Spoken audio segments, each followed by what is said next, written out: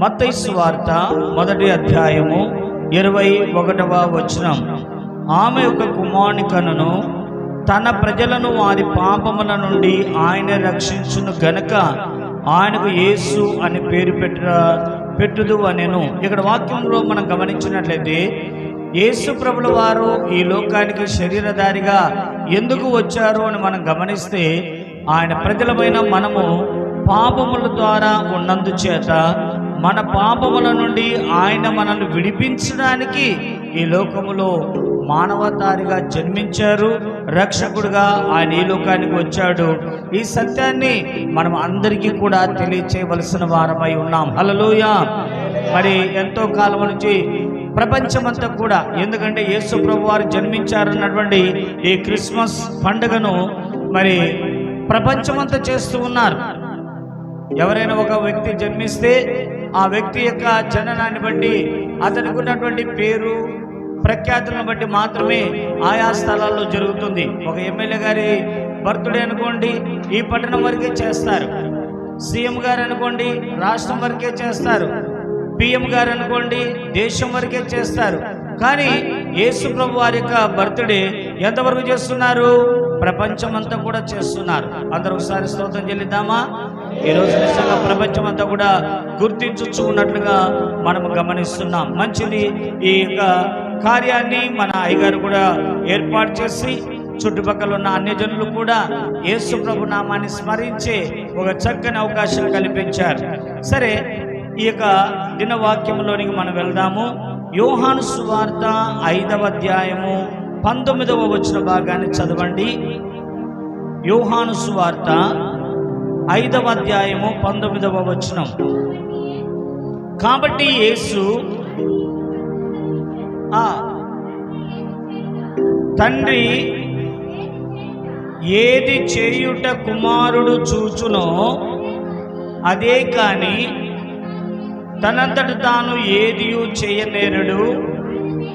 ఆయన వేటిని చేయునో వాటిని కుమారుడును అలాగే చేయును. ప్రియులారా, చదువుకున్నటువంటి లేఖన భాగాన్ని మనం గమనిస్తే, మన ప్రభువైన యేసుక్రీస్తు వారు శరీరధారిగా ఈ లోకంలో ఉన్నటువంటి దినముల్లో ఆయన వెంబడించే వారితోనూ ఆయన చెప్పిన మాట ఏమంటే, తండ్రి ఏమి చేయుట కుమారుడు చూచునో ఆయన అదే కాని తనంతట తాను ఏమియూ చేయనేరడు అని వాక్యములో మనము చూస్తున్నాం.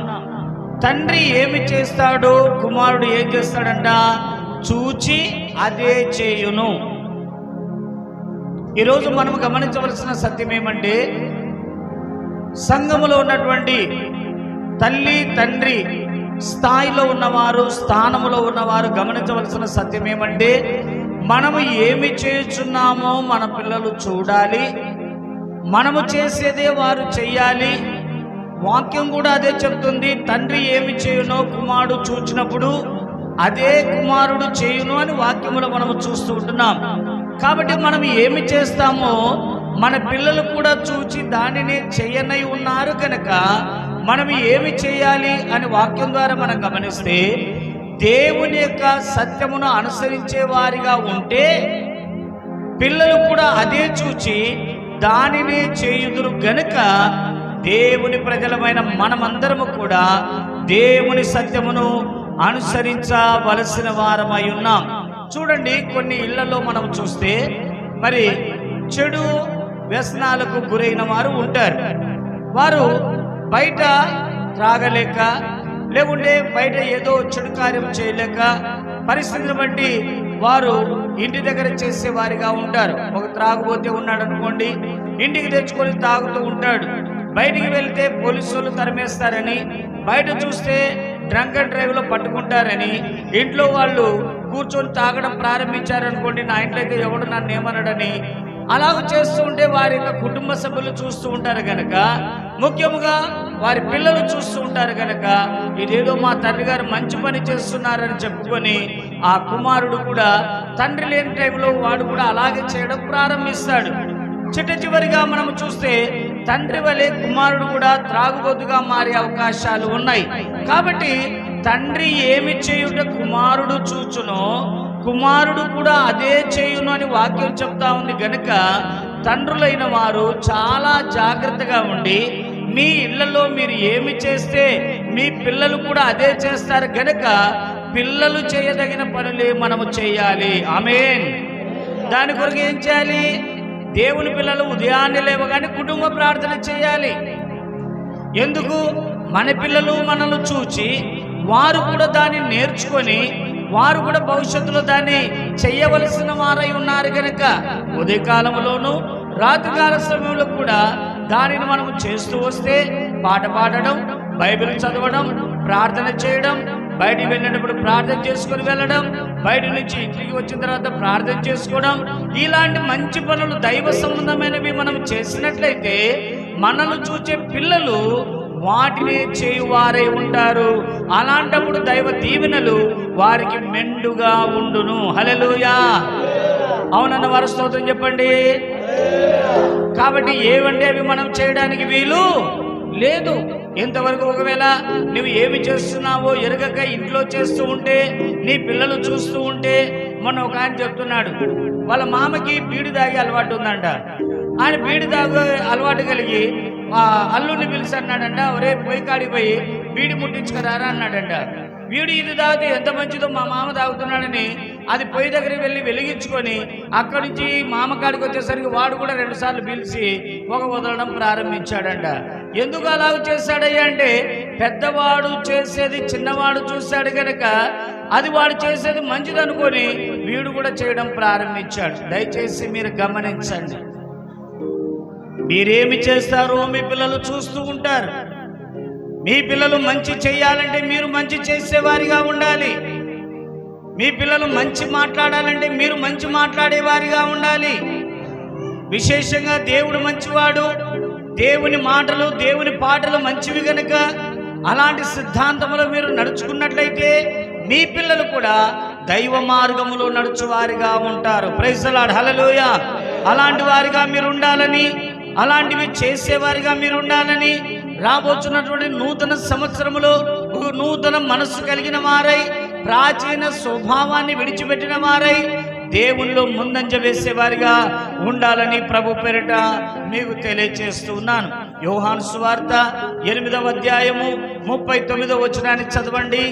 యోహాను సువార్తలోని 8వ అధ్యాయము 39వ వచనం. అప్పుడు వారు మా తండ్రి అబ్రహాము అని, అబ్రహాము పిల్లలైతే అబ్రహాము చేసిన క్రియలు చేతురు. ఇక్కడ నేను చదువుతాను, దయచేసి ఏమనుకోద్దండి. అందుకు వారు ఆయనతో మా తండ్రి అబ్రహామనిరి. యేసు, మీరు అబ్రహాము పిల్లలైతే అబ్రహాము చేసిన క్రియలు చేతురు. తండ్రి ఏమి చేయును కుమారుడు దానినే చేయునని మనం మొదటి వాక్యం చదువుకున్నాం. ఇక్కడ యేసు ప్రభు వారితో యూదులు వాదన పెట్టుకున్నారు. ఏమని వాదన పెట్టుకున్నారు? అయ్యా, నువ్వేదో నీతి బోధ చేస్తున్నావు, నీతి ప్రకటనలు చేస్తున్నావు, నేనే దేవుణ్ణి, నేనే రక్షకుని, దేవుని కుమారుని అని చెప్తున్నావు. కానీ ఇవన్నీ మాకు తెలుసు, కాకపోతే మేమెవరో నీకు తెలుసా? మేమందరం కూడా అబ్రహాము పిల్లలమని చెప్పి ఆ యొక్క యూదులు యేసు ప్రభుతో వాదించడం ప్రారంభించారు. అప్పుడు యేసు ప్రభు వారు వారి మాటకి ఇచ్చిన సమాధానం ఏమంటే, మీరు అబ్రహాము పిల్లలైతే అబ్రహాము చేసిన క్రియలు మీలో ఉండాలి. ఆమేన్. అర్థమవుతుందా? తండ్రి ఏమి చేయునో కుమారుడు అదే చేయునని వాక్యం చదువుకున్నాం కదా. ఇప్పుడు వీరు అన్నట్టుగా వారందరూ అబ్రహాము పిల్లలైతే వారు ఏం చేయాలని యేసయ్య అంటున్నాడు? అబ్రహాము చేసిన క్రియలే మీలో ఉండాలి, అబ్రహాము చేసినట్టుగానే మీరు చెయ్యాలి. కానీ అబ్రహాము చేసింది ఒకటి, మీరు చేస్తున్నది మరొకటి కనుక మీరు అబ్రహాము పిల్లలని చెప్పినా కూడా అబ్రహాము వంటి క్రియలు లేవు గనక మీరు అబ్రహాము పిల్లలు కానేరరు అని చెప్పాడు. దయచేసి గమనించండి. అబ్రహాము పిల్లలని చెప్పేవారిలో అబ్రహాము క్రియలు ఉండాలి. అబ్రహాము ఎలాంటి వాడు? ఆదికాండం 12వ అధ్యాయము మొదటి వచనాన్ని బట్టి మనం చదివినట్లయితే చూడండి, యెహోవా నీవు లేచి నీ బంధువుల యుద్ధ నుండి నీ తండ్రి ఇంటి నుండి బయలుదేరి నేను నీకు చూపించు దేశమునకు వెళ్ళుము. 4వ వచనం, యెహోవా అతనితో చెప్పిన ప్రకారము అబ్రహాము వెళ్ళెను. దేవుని స్తోత్రం చెల్లిద్దామా? ప్రియులారా, ఇక్కడ వాక్యంలో మనం గమనిస్తే యేసయ్య చెప్పిన మాటను మనం గమనించినట్లయితే, మీరు అబ్రహాము పిల్లలైతే అబ్రహాము క్రియలు మీలో ఉండాలని చెప్పాడు కదా. అబ్రహాము ఎలాంటి వాడు? దేవుని మాటను శ్రద్ధగా వినేవాడు, దేవుడు చెప్పినట్టుగా నడిచేవాడు, దేవుడు పొమ్మన్నట్టుగా పోయేవాడు, ఇలాంటి వినయ విధేయత తగ్గింపు కలిగిన వాడు, అనగా దేవునికి లోబడే మనసు కలిగిన వాడై ఉన్నాడు అబ్రహాము.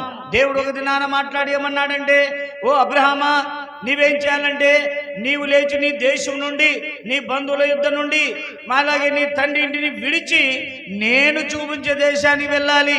నువ్వు వెళ్ళాలనుకున్న ఏదో ఒక దేశానికి వెళ్ళడానికి వీల్లేదని చెప్తే 4వ వచనంలో మనం చదువుకున్నాం, యెహోవా అతనితో చెప్పిన ప్రకారము. ఆమేన్. ఎవరు చెప్పిన ప్రకారంగా? దేవుడు చెప్పిన ప్రకారముగా అబ్రహాము వెళ్ళనని 4వ వచనంలో మనము చూస్తున్నాం. కానీ ఈ యూదులని వారు మేము అబ్రహాం పిల్లలమని మరి అంటున్నారే కానీ అబ్రహాము మరి క్రియలు వారిలో లేవు. ఎందుకని మనము చూసినట్లయితే చూడండి, అక్కడ యేసు ప్రభు చెప్పినటువంటి మాట ఏమంటే, మరి యోహాను సువార్త 8వ అధ్యాయం 47వ వచనంలో మనం గమనిస్తే 47వ వచనం,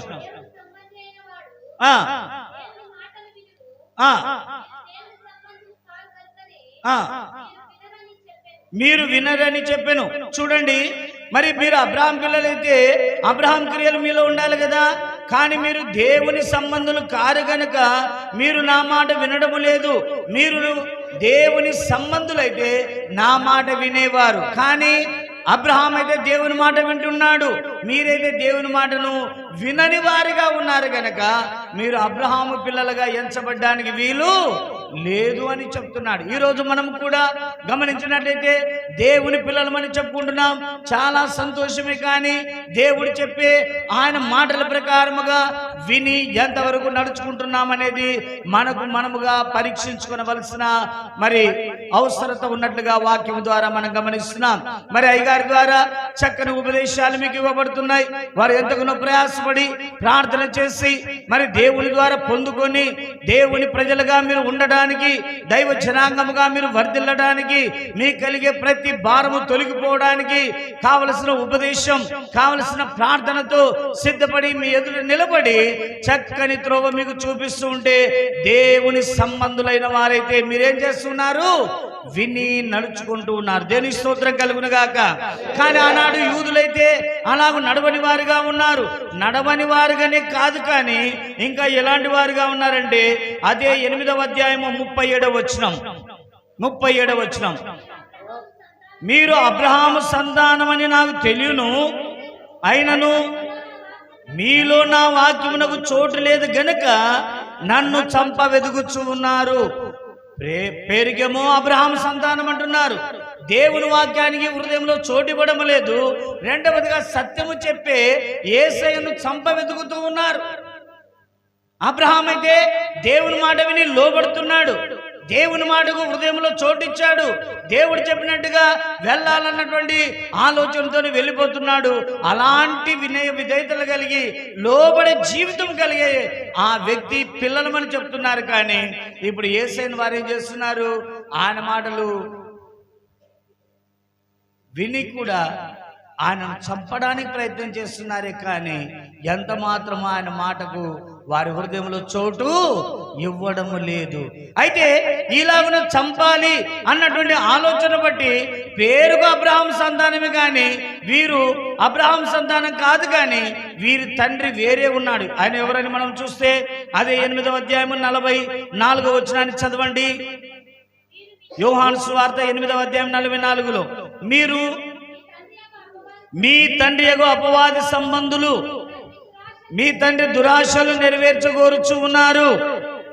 ఆది నుండి వాడు నరహంతకుడై ఉండి సత్యమందు నిలిచిన వాడు కాదు, వానియందు సత్యమే లేదు. వాడు అబద్ధమాడునప్పుడు మాట్లాడును, వాడు అబద్ధికుడును. ఆమేన్, హల్లెలూయా. ఇక్కడ వాక్యంలో మనం గమనిస్తే యూదులు యేసు మాట వింటున్నారు, కానీ ఆ మాటకు వారి హృదయంలో చోటివ్వక, విధేయులై నడవక ఆయనను చంప వెతుకుతూ ఉన్నారు. కనుక వీరి తండ్రి నిజముగా వారు చెప్పినట్టుగా అబ్రహాము కాదు, కానీ వీరి తండ్రి అపవాది అయి ఉన్నాడు. ఎందుకంటే ఇక్కడ వ్రాయబడి ఉంది, మీ తండ్రి దురాశలు నెరవేర్చుకోరుచున్నారు. ఆది నుండి వాడు నరహంతకుడై ఉండి. అపవాది ఏమై ఉన్నాడు? నరహంతకుడై ఉన్నాడు. చెప్పండి, ఆది నుండి అపవాది ఏమై ఉన్నాడు? మరి యేసును వీళ్ళు చంపాలనుకున్నప్పుడు వీరు సైతాన్ పిల్లలా, దేవుని పిల్లలా? అర్థమవుతుందమ్మా నేను చెప్పేది? మరి పలకట్లేదే, మాటలు రావా? వచ్చుగా చెప్పండి. ఆది నుండి అపవాది ఏమై ఉన్నాడు? నరహంతకుడైన.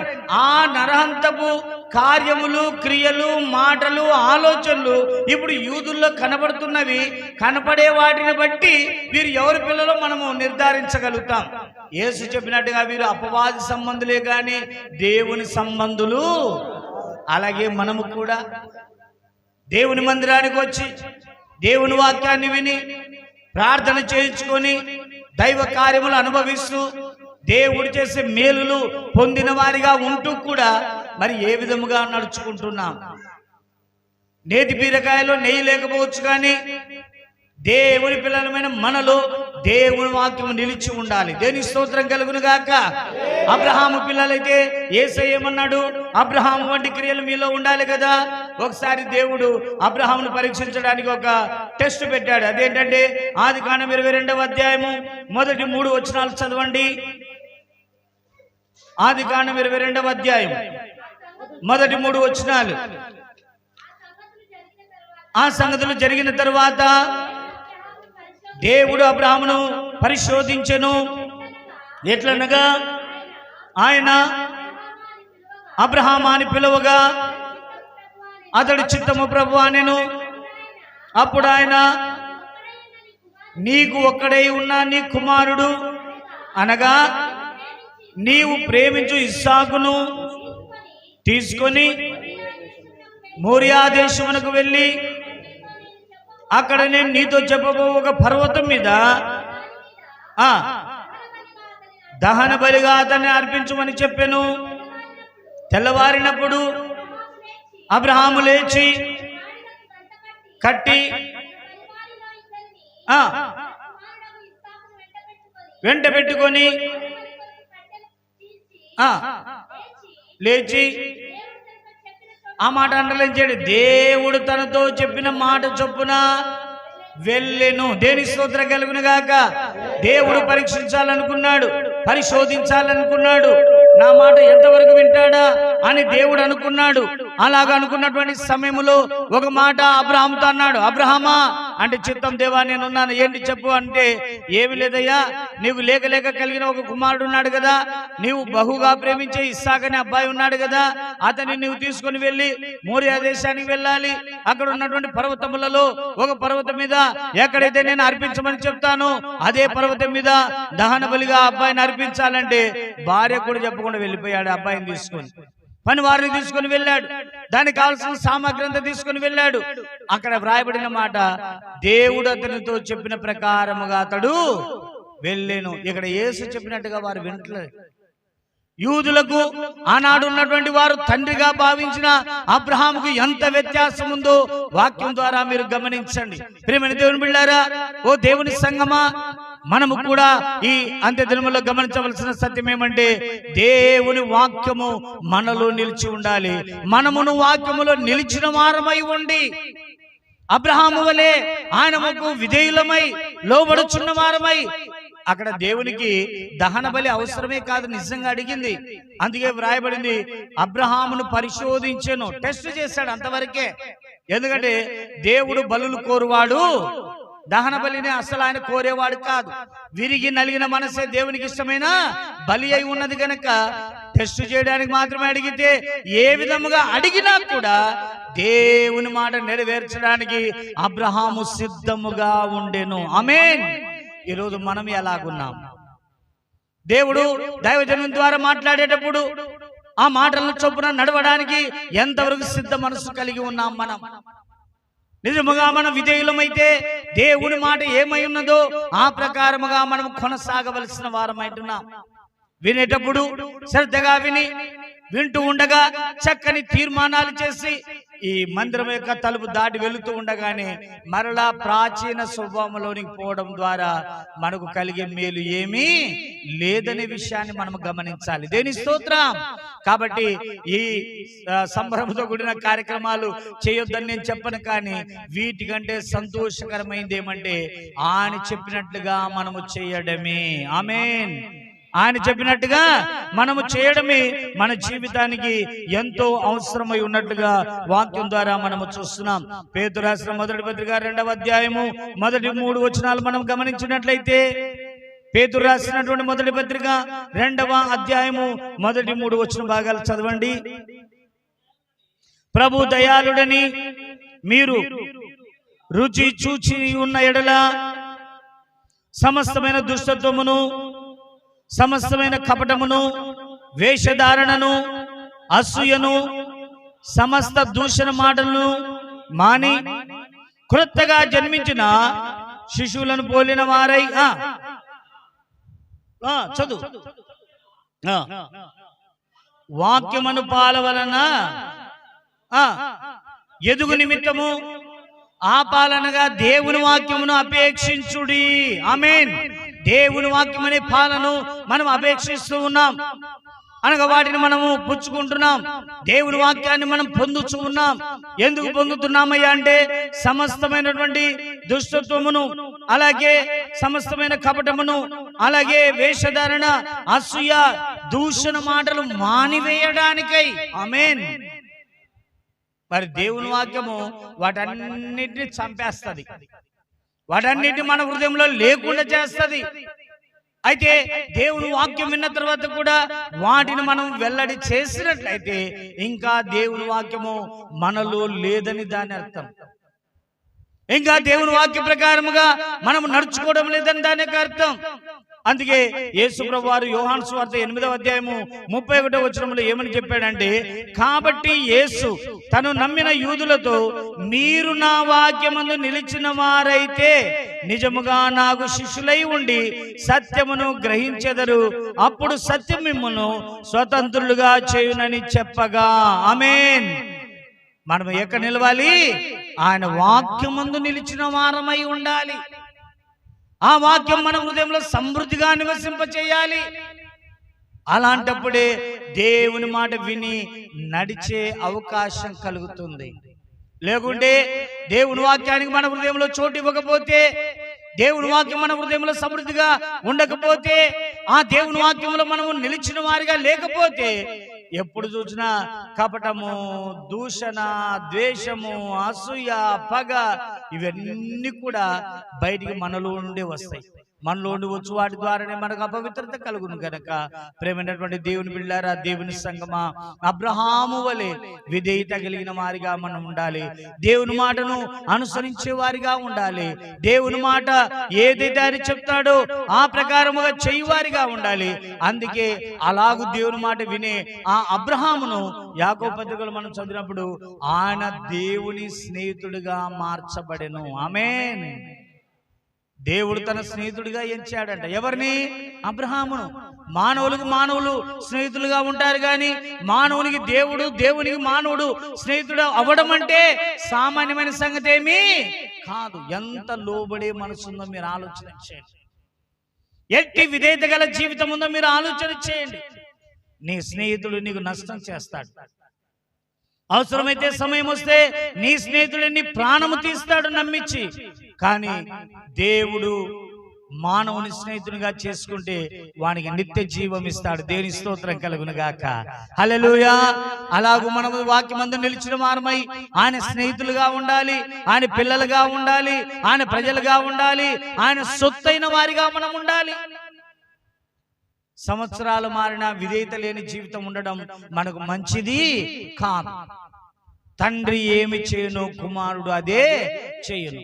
ఒక వాక్యంలో మనం చూస్తే ఆ తప్పిపోయిన కుమారుడు గురించి మనకు తెలుసు.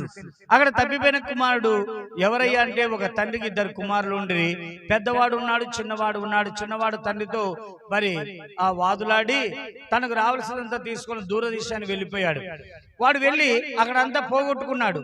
అప్పుడు తండ్రి ఏమి చేశాడు, ఈ కొడుకు చేసిన దాన్ని బట్టి తండ్రి కూడా అలాంటి వాడే అని అనడానికి వీలు హలో ఎందుకు అనకూడదు అని మనం చూస్తే, తండ్రి మంచివాడైన కుమారునిలో ఇలాంటి చెడు ప్రవర్తన వచ్చింది, వానిలో వచ్చిందే గాని తండ్రిలో లేనిది వచ్చింది గనక ఆ తండ్రి మంచితనాన్ని బట్టి వెళ్ళిన దూర స్థలంలో వాడు చావక సజీవంగా తండ్రి ఇండ్లు చేరెను. హల్లెలూయా, హల్లెలూయా.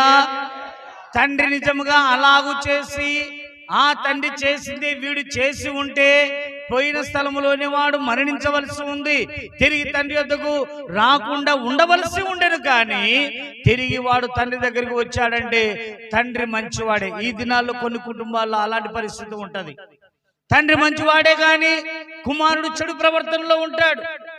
తండ్రి చాలా సత్ప్రవర్తన కలిగిన వాడుగా ఉంటాడు, కానీ పిల్లలు దుష్ట ప్రవర్తన కలిగిన వారుగా ఉంటారు.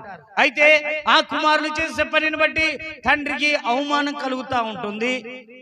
ఆ తండ్రి ఆ యొక్క కుమారుల యొక్క దుష్ట ప్రవర్తనను బట్టి తండ్రికి చెడ్డ పేరు వస్తుంది, అవమానం కలుగుతుంది, నిందలు వస్తాయి.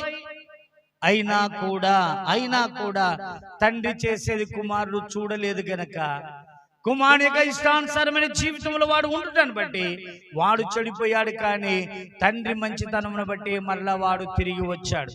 కాబట్టి పిల్లలైన వారు తండ్రి చేసేవి చూచి వారు చేయాలి. అవి ఏంటంటే దైవ సంబంధమైన కార్యములు మాత్రమే. హల్లెలూయా. దేవుడు మంచివాడు, దేవుని కార్యాలు మంచివి. మనుషులు ఎవరైతే అవి చేస్తారో వారు మంచివారిగా ఉంటారు. ఆ మంచివారు చేసేవే వారి పిల్లలు కూడా చూచి వాటిని కొనసాగిస్తారు గనుక ఆ గృహాలపై దేవుని నిత్య ఆశీర్వాదము ఉండును. హల్లెలూయా.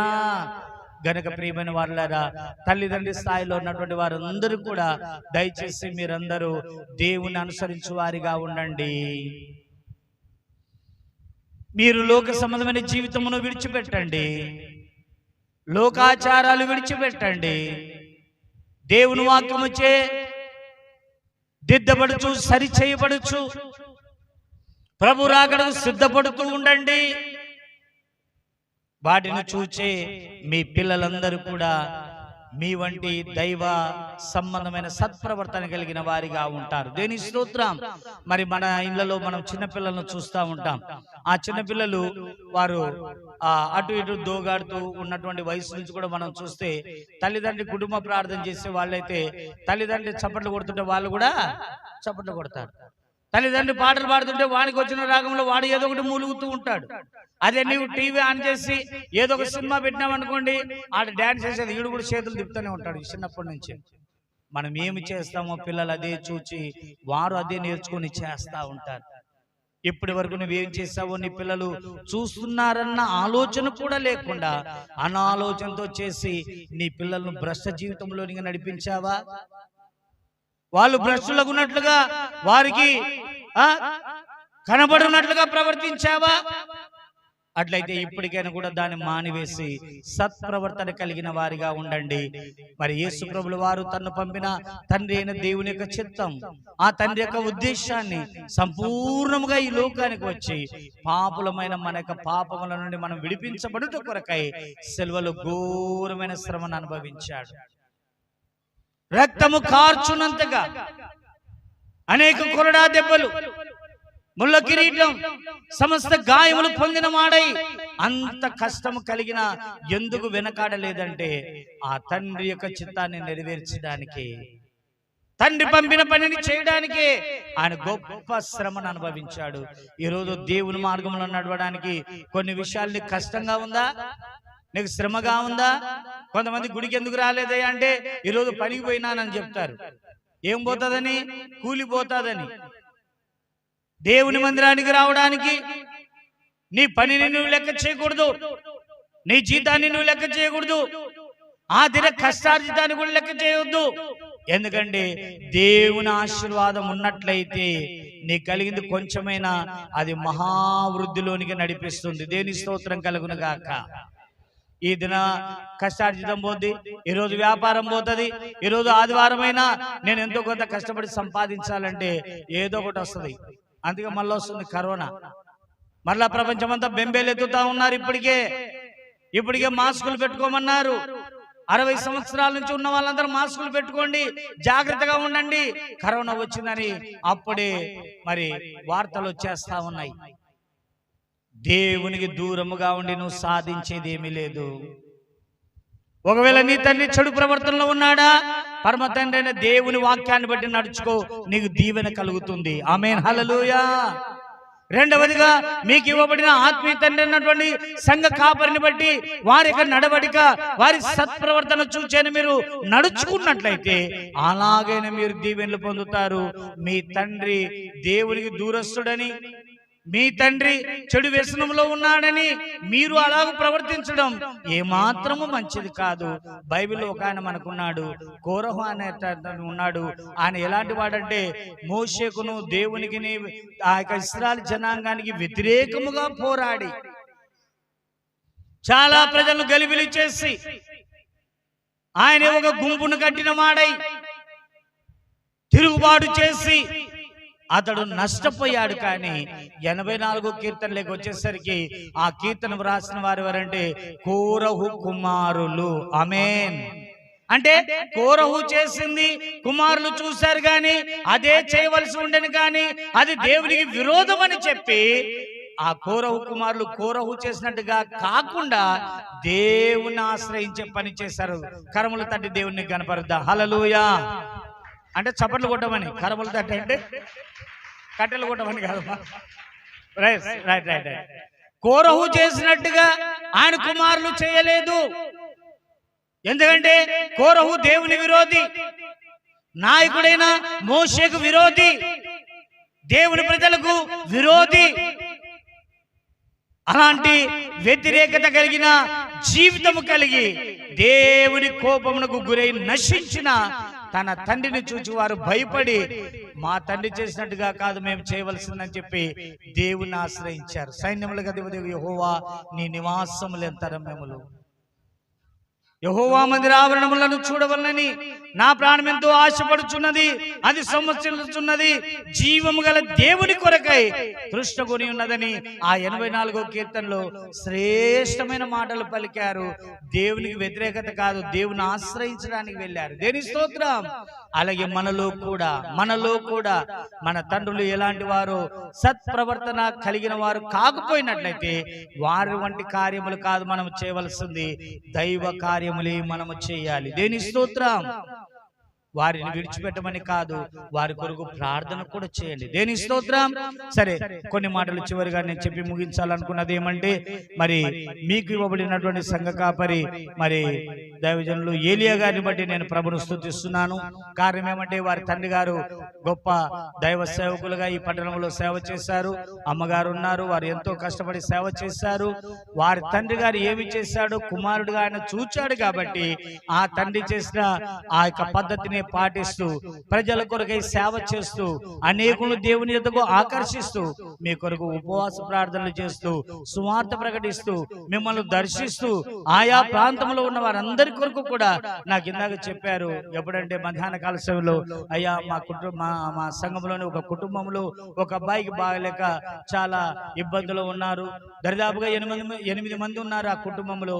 వారు అబ్బాయికి బాగలేక కర్నూలు వెళ్ళాలని మరి వారు వెళ్ళవలసి వస్తుంది, ఇట్లా పరిస్థితి అని చెప్పి ఎంతో తన బాధను వ్యక్తం చేశాడు. మధ్యాహ్న కాల సమయంలో మీ కొరకు ఎంతో ప్రయాసపడుతున్నాడు. అదంతా ఎక్కడి నుంచి నేర్చుకున్నాడు? వారి తండ్రి గారైన సామెలే గారు చేసిన దాన్ని, అమ్మగారు చేసిన సేవను చూశారు. ప్రజల కొరకు వాళ్ళు ఎంత కష్టపడ్డారు, ఎలాగో ప్రజలను దర్శించారు, అలాంటి విధానాన్ని వారు చూచారు గనక ఆ తండ్రి చేసిందే ఈ కుమారుడు కూడా చేస్తున్నాడు. చప్పట్లు కొడదామా? తండ్రి ఏమి చేశాడో చూచి చేస్తున్నాడు కాబట్టి మీరు ఇక్కడ మందిరంలో ఉండగలిగారు. దేని స్తోత్రం. ఆ తండ్రిని చూచి నేర్చుకొని దాన్నే చేయాలని చేయడం బట్టి ఆ తండ్రి గారి కాలం కంటే గొప్ప కార్యముల ద్వారా వారిని దేవుడు నడిపిస్తున్నాడు. అందుకే ఇంత పెద్ద మందిరం మీకు వచ్చింది. దేని స్తోత్రం. హల్లెలూయా. మరి ఎంతమంది మీరు ఇక్కడ ఆరాధించగలుగుతున్నారు? ఎన్ని కుటుంబాలు మీరు రాగలుగుతూ ఉన్నారు? గనుక ఆ తండ్రి అడుగుజాడల్లో నడవడం అనేది దేవుడు వారికి ఇచ్చిన అదృష్టంగా నేను భావిస్తున్నాను. మీ అదృష్టం ఏంటంటే ఆ తండ్రిని చూసి సత్ప్రవర్తనలో నడిచే ఒక సంఘ కాపని మీరు కలిగి ఉండడము మీ అదృష్టంగా నేను తెలియజేస్తున్నా. హల్లెలూయా, హల్లెలూయా. మనకి ఏ బాధ వచ్చినా చెప్పుకోవడానికి ఒక వ్యక్తి ఉన్నాడు. మనకి ఏ కష్టం వచ్చినా రాత్రైనా పగలైనా ఫోన్ చేస్తే మనకు అందుబాటులో ఒకరు ఉన్నారు. దేవుని ద్వారా మేలు పొందడానికి ఒకరు మనకు తోడ్పడడానికి ఉన్నారంటే మీరు ఎంతో అదృష్టవంతులు. దేని స్తోత్రం కలుగును గాక. ఇదంతా కూడా వారి తల్లిదండ్రులు చేసింది వారు చూచారు కనుక ఆ సత్య మార్గములో సన్మార్గములో ఏలియా గారు నడవడం మాకు కూడా చాలా సంతోషం, మాకు కూడా చాలా ఆనందం. మాకంటే చిన్న వయసులో ఉన్నప్పటికీ భారభరితమైన పని చేస్తున్నారు. అది కేవలం దేవుని బట్టి మీ కొరకు చేస్తున్నారు. గనక మీరు కూడా నిర్లక్ష్యము లేని వారే. అంటే ఇప్పుడు నిర్లక్ష్యంగా ఉన్నారని కాదు సుమా, మళ్ళీ అట్లా అనుకుంటారు. నిర్లక్ష్యము లేకుండా ఇప్పటికంటే మరి ఎక్కువగా రాబోతున్న నూతన సంవత్సరం నుంచి ప్రభు రాకడ వరకు కూడా నూతన విధానముగా నడవండి. ఈ యొక్క సంవత్సరములో ఎన్ని దేవుని మాటలు విని నడవగలిగారో, ఎన్ని దేవుని మాటలు విని నడవలేకపోయారో వాటన్నిటిని పూర్తి చేయునట్లుగా రాబోతున్నటువంటి దినాల్లో దేవుని మాట విని అలాగ నడిచే దేవుని పిల్లలుగా మనము ఉండాలి. అబ్రహాం పిల్లలని చెప్పి అబ్రహాం క్రియలు లేనట్టుగా దేవుని పిల్లలమని మనం చెప్పుకొని దేవుని క్రియలు లేకపోతే మరి లాభము లేదు. గనుక దేవుని ప్రజలుగా ఉన్న మనము దైవ కార్యములు కలిగి ముందుకు సాగుదాం. దేవుడు అట్టి కృప మనందరికీ మన కుటుంబాలకును అనుగ్రహించి నడిపించును గాక. ఇక్కడ సేవ చేస్తున్న అయ్య గారిని, కుటుంబాన్ని, అలాగే అమ్మగారిని విశేషంగా దేవుడు దీవించి, వారి సంతానమైనటువంటి వారు కూడా ఉన్నారు కదమ్మా, మీరు కూడా ప్రైజ్ ది లార్డ్, హల్లెలూయా. వారి సంతానమైనటువంటి సిస్టర్స్ ఉన్నారు. దేవుడు వారిని వారి కుటుంబాలను అందరినీ దీవించి బలపరచాలని మనసారా దేవుని దాసునిగా వారిని దీవిస్తున్నాను. దేవుడి మాటలు దీవించునుగాక. మా చిరునామా పాస్టర్ ఏలియా MS, Emmanuel healing ministries, Saraswati Nagar, Nandyal, Kurnool district, Andhra Pradesh. మా ఫోన్ నెంబర్స్ 900020